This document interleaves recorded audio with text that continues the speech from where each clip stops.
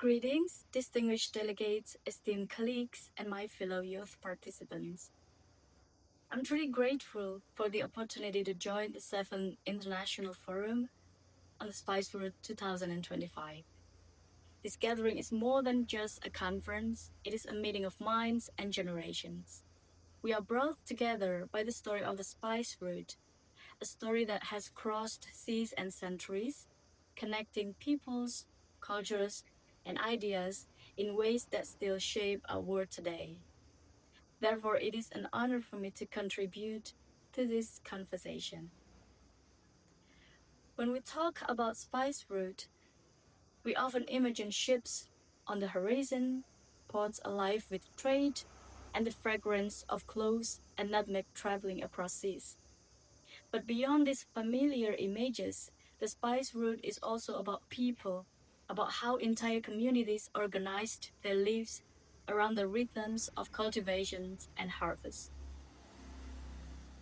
During my fieldwork in North Maluku, to be exact in Ternate, Tidore, and Jailolo, I came to see how spices are not simply commodities, but social forces that structure collective life.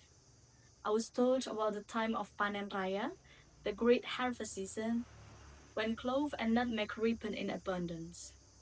Locals often call it Pesta Panen, a harvest feast. But the word pesta here does not mean a staged festival with music and performance.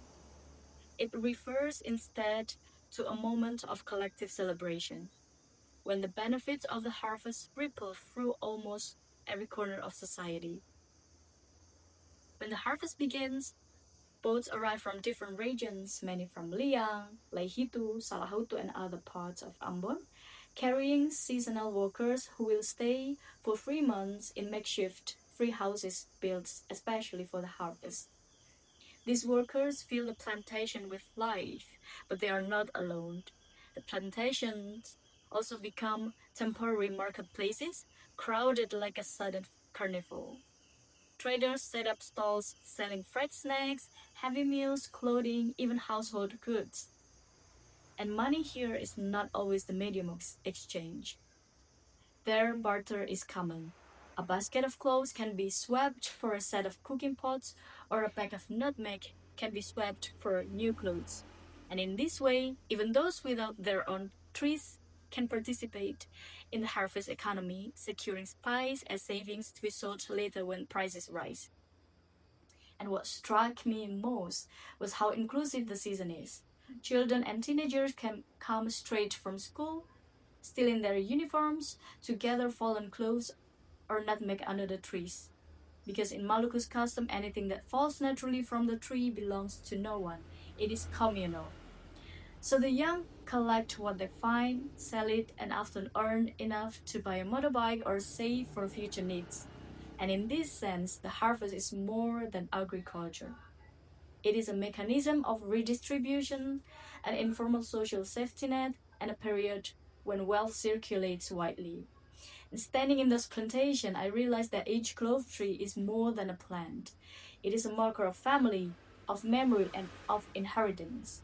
It ties together generations just as it ties together the wider community during the harvest season. What may look from the outside like a simple agricultural cycle is, in fact, a deeply social and cultural phenomenon, an economy of relationships sustained by trust, reciprocity, and shared benefit. Later, on another journey to Madagascar, I encountered something deeply familiar. In the sounds of language, in the cultivation of rice, even in the flavors of food, I could hear and taste echoes of home.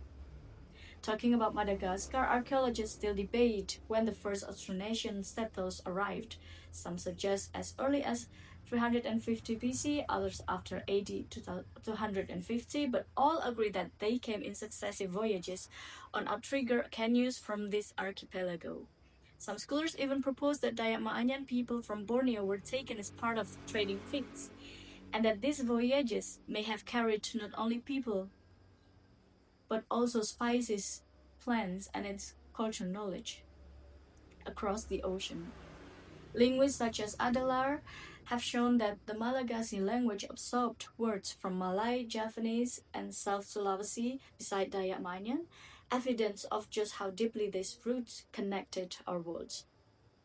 When my team and I visited one of the university in Madagascar and met the students there, we introduced ourselves as Indonesian, and young people there were visibly excited. More than once they said to us, "Ah, you are our ancestors."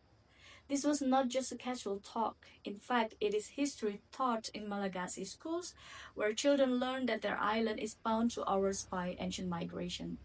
And in that moment, the spice route was no longer an abstract network of trade for me.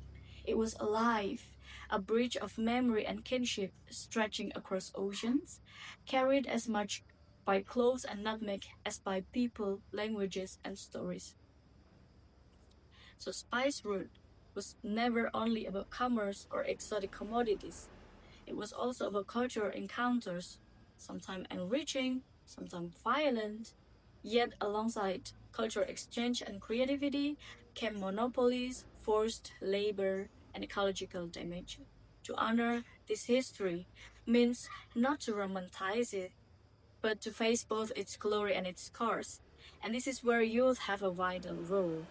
For we are the ones who can retell the story of the spice route in new ways, ways that are more honest, more inclusive, and more sustainable. Above all, we must recognize that the spice route is not just behind us, it is with us still. In the food that we share, in the languages we speak, in the ecological challenge we face, and in the opportunities for solidarity across borders. To be young today is to inherit both the beauty and the burden of this legacy. And it is up to us to navigate it differently, with honesty instead of erasure, with care for the environment instead of exploitation, and with inclusivity instead of silence. So the next time you taste pepper in your noodles or smell cloves in the air, remember that that we are part of this long journey. We are not only the heirs of the spice route, we are its new navigators. The map is in our hands, so let us chart it with courage, with creativity, and with care. Thank you.